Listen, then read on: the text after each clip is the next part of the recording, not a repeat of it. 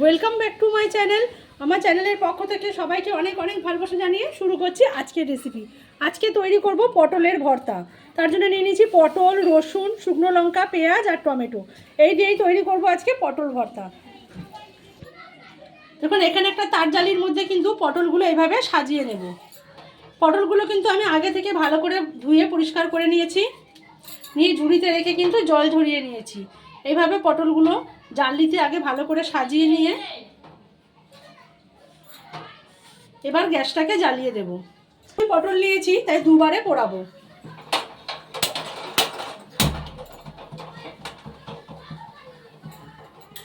কিন্তু এইভাবে একটু উল্টে পাল্টে দিতে হবে মাঝে মাঝে, নাহলে কিন্তু একদিক পুড়বে আরেক দিক পুড়বে না। যে দেখুন এক পাশ করে হয়ে গেলে আরেক পাশ উল্টে দেব।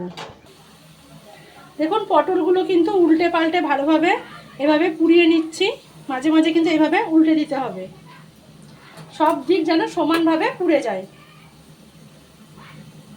একদিকে করে রেখে দিলে কিন্তু একদিক পুড়ে যাবে, আরেক দিক কিন্তু হবে না। দেখুন এই পটলগুলো কিন্তু হয়ে গেছে, এগুলো এবার তুলে নিচ্ছি। দেখুন সুন্দরভাবে পুড়ে গেছে।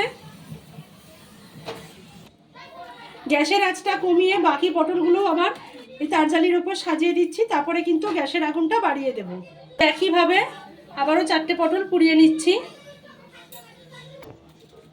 সমস্ত পটলগুলো কিন্তু পুড়িয়ে নেওয়া হয়ে গেছে। নেব একটা টমেটো। আমি কিন্তু এখানে একটু কাঁচা পাকা টমেটোটাই নিয়েছি। দেখুন খুব লাল নয় কিন্তু, তাতে একটু টক টক ভাবটা বেশি আসে। এবার এই টমেটোটাকে ভালো করে পুড়িয়ে নেব। কিন্তু একটা রসুনও আমি পুড়িয়ে নেব। এই টমেটো আর রসুনটা এবার পুড়িয়ে নিচ্ছি। রসুনটা কিন্তু পোড়ানো হয়ে গেছে, চারপাশ থেকে ভালোভাবে পুড়ে গেছে, দেখতে পাচ্ছেন। এবার রসুনটাকে কিন্তু তুলে নিচ্ছি, আর টমেটোটা কিন্তু ভালোভাবে ঘুরিয়ে ঘুরিয়ে আরও একটু পুড়িয়ে নেব।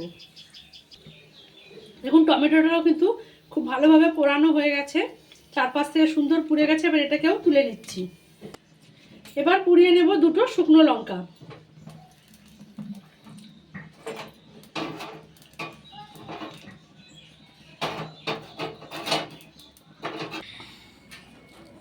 সমস্ত সব কিছু পুড়িয়ে নিয়ে চলে এসেছি। এবার এই পোড়া জিনিসগুলোকে সব ছুলে পরিষ্কার করে নেব।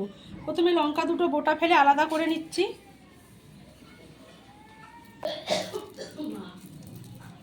তারপরে সব খোসা থেকে ছুলে নেব।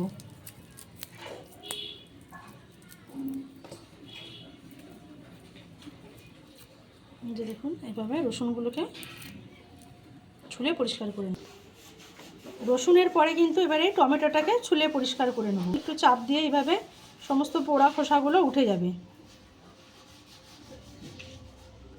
যদি হাত দিয়ে অসুবিধা হয়, একটা চাকুর উল্টো দিক দিয়ে, যেদিকে ধার নেই সেই পাশটা দিয়ে কিন্তু এইভাবে ঘষা দিলেই কিন্তু সমস্ত পোড়া খোসাগুলো উঠে আসবে। এই দেখুন একদম পরিষ্কার হয়ে উঠে যে পড়ে যাচ্ছে।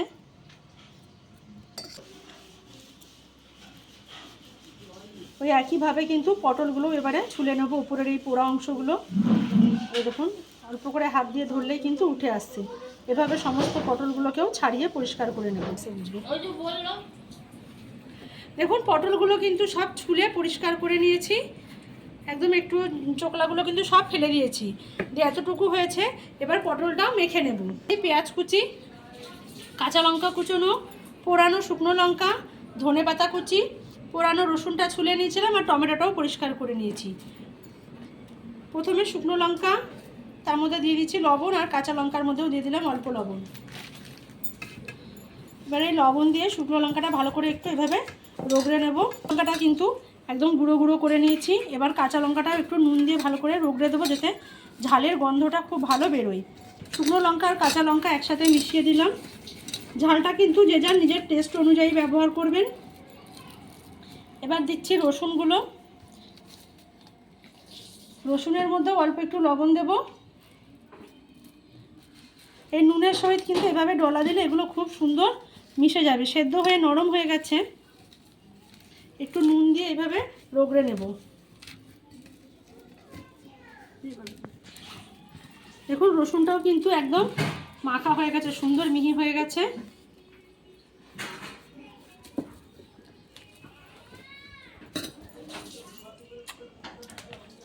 এবার টমেটোটাকেও একইভাবে হাত দিয়ে এভাবে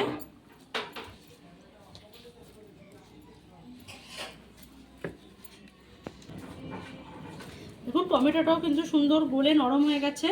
এবার এগুলো সব পটলের সাথে মিশিয়ে নেব। এবার এই পটলগুলো একইভাবে হাত দিয়ে একটু চাপ দিয়ে দিলে এভাবে নরম করে নিচ্ছি। দেখুন পটলটাও কিন্তু এভাবে হাত দিয়ে মেখে নিয়েছি ভালোভাবে।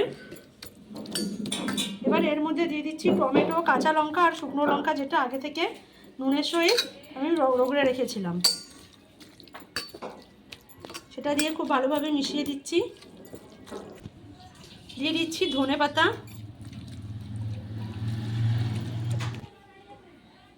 কাঁচা সর্ষের তেল।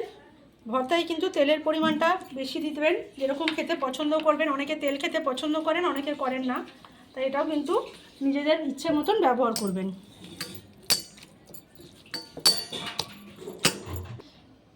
সবশেষে দিয়ে দিচ্ছি 1 মুঠো পেঁয়াজ কুচি। পেঁয়াজগুলো একটু হাত দিয়ে এইভাবে চাপ দিয়ে যাতে সব পেঁয়াজগুলো ছাড়া ছাড়াভাবে থাকে। এবার পেঁয়াজ দিয়ে ভালোভাবে মিশিয়ে নেব। পেঁয়াজটা লাস্টে দেওয়ার কারণ পেঁয়াজটা কিন্তু একটা কচকচে ভাব থাকে, সেটা থাকলেই ভর্তা খেতে বেশি ভালো লাগে। তাই সব কিছু মাখানো হয়ে গেলে তারপরে পেঁয়াজটা দেব। সব দিয়ে কিন্তু এটা খুব ভালোভাবে মেখে নেওয়া হয়ে গেছে। তৈরি হয়ে গেছে আমার পটলের ভর্তা রেসিপি। গরম গরম ভাতের সাথে কিংবা গরম গরম রুটির সাথে এর টেস্ট কিন্তু অতুলনীয়। অবশ্যই একবার এটা বাড়িতে বানিয়ে ট্রাই করে দেখুন, আর প্লিজ কমেন্ট করে জানাবেন কেমন হয়েছে। তো চ্যানেলটা ভালো লাগলে চ্যানেলটা সাবস্ক্রাইব করুন, লাইক শেয়ার কমেন্ট করে পাশে থাকুন। সকলকে অনেক ধন্যবাদ।